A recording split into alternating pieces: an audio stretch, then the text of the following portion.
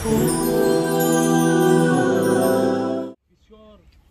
راستیش دردی جانساز است. رفتن این مادر من خیال میکنیم که از تمام مادرها فرق داشت، چون که هر لحظه و هر ثانیه و دقیقه در فکر من بود، در یادی من بود که بچم چی حال داری. فقط هر باری که من از خانه میبرامدم دست بالا میکرد و دعای بر من میداد. هر چی که من دارم و یافتم این دعای نیک مادر من است. امروز در این روزی مصیبت که شما در بر من هستید، استادای بزرگوار را میبینم، همه عالما و دانشمندای شناخته، بسیار اظهار منتداری میکنم. کدوم یکایک شما را مبارک میگم. از پروردگار طلب و تمنا میکنیم که همون قراتینی که پیامبر صلی الله علیه و سلم گفته است در نامه اعمال یکایک شما کتابت بفرمایه و کدوم شما را بازم مبارک گردانه و سفری مادر من از سفری مبارک قبرش باغی از باغهای جنت بگردانه و پروردگار سوال منکر و نکیر براش آسان بگردانه. جنت الفردوس که بالاترین مقام برای مادر من و برای تمام اهل این قبرستان با نصیب بگردانه. شما أعوذ بالله من الشيطان الرجيم. بسم الله الرحمن الرحيم.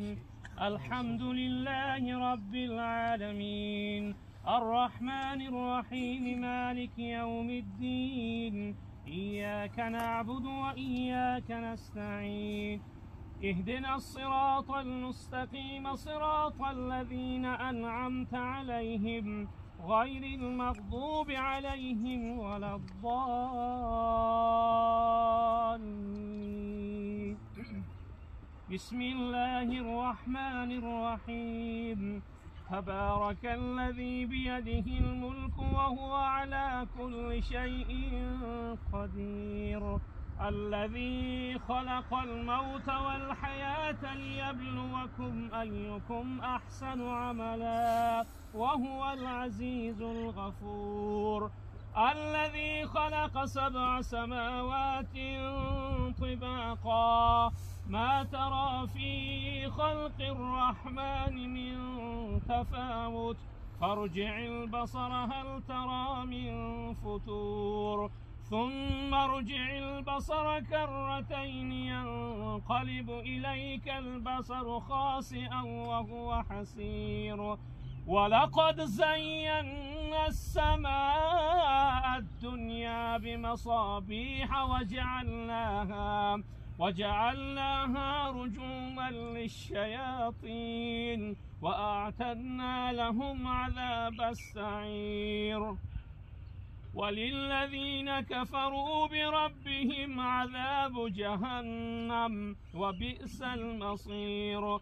إذا ألقوا فيها سمعوا لها شيقا وهي تفور تكاد تميز من الغيظ كلما ألقي فيها فوج سألهم خزنتها ألم يأتكم نذير قالوا بلى قد جاءنا نذير فكذبنا وقلنا ما نزل الله من شيء إن أنتم إلا في ضلال كبير. وقالوا لو كنا نسمع أو نعقل ما كنا في أصحاب السعير فاعترفوا بذنبهم فسحقا لأصحاب السعير.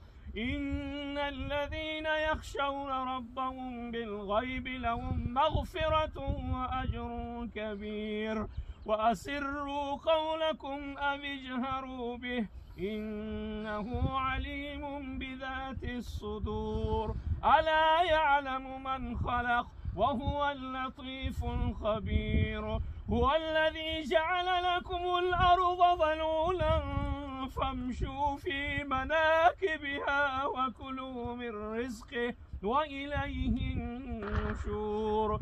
أأمنتم من في السماء أن يخسف بكم الأرض فإذا هي تمور أم أمنتم من في السماء أن يرسل عليكم حاصبا فستعلمون كيف نذير. ولقد كذب الذين من قبلهم فكيف كان نكير أفلم يروا إلى الطير فوقهم صافات ويقبضن ما يمسكهن إلا الرحمن إنه بكل شيء بصير أمن هذا الذي هو جند لكم ينصركم من دون الرحمن إن الكافرون إلا في غرور أمن هذا الذي يرزقكم إن أمسك رزقه بل لجوا في عتو ونفور أفمن يمشي مكبا على وجهه أهدى أمن يمشي سويا على صراط مستقيم قل هو الذي أنشاكم وجعل لكم السمع والأبصار والأفئدة قليلا ما تشكرون قل هو الذي ذراكم في الأرض وإليه تحشرون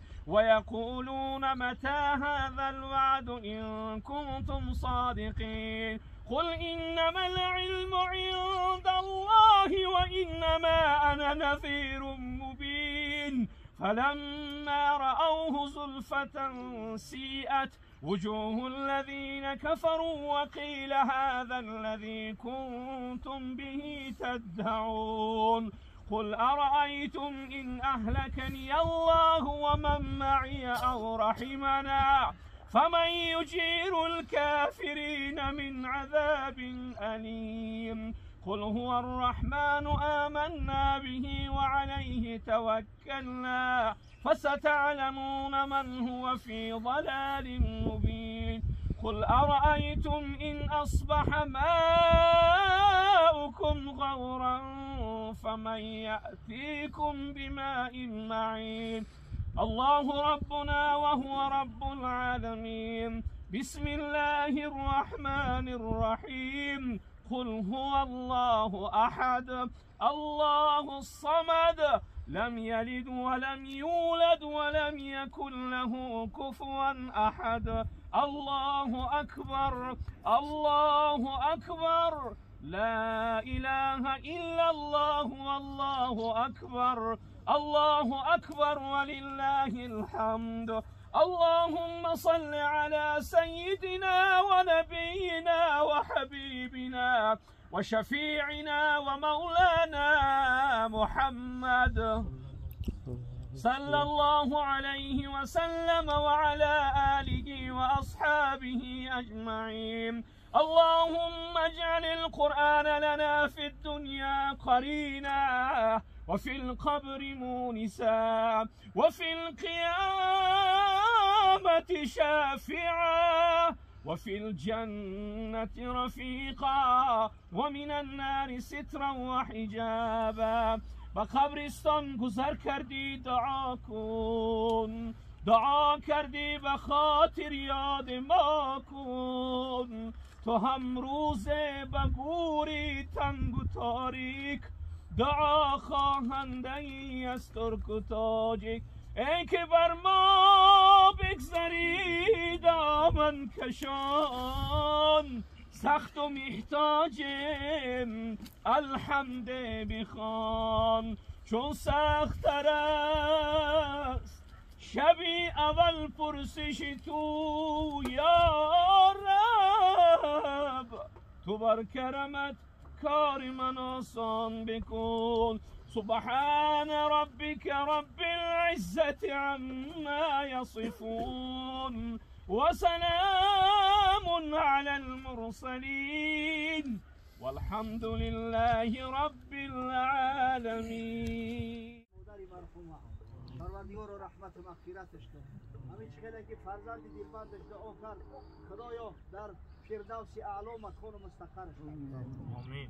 حبیب دلها محمد صلی الله علیه و سلم به امتها تاکید کرده است این للجنة 100 درجه جنت 100 درجه دارد ما بین کل درجتین کما بین السماء والارض فاصله بین هر دو درجه جنت مثل فاصله بین زمین تا آسمان است و الفردوس اعلاها بلندترین درجه جنت فردوس اعلا است منها تفجر الانهار الاربعه. همین 4 نهری که در جنت هستند سرچشمه هم از فردوس است. از فردوس جوش زده میبرویند. بعد حضرت صلی الله علیه و سلم ما و شما را نصیحت کرد فاذا سألتم الله الجنة فاسألوه الفردوس. وقتی از خدای بزرگ طلب جنت میکنه همتون پس نگیره، طلب فردوس اعلی کنه. واقعا فرزند در حق مادر دعا کرد که خدایا مادری مرا مادری مشتفر ما در فردوس اعلی مستقر گردان. در جایی که مکان انبیاء الله است، در جایی که مکان صدیقا و شهدا و صالحین است.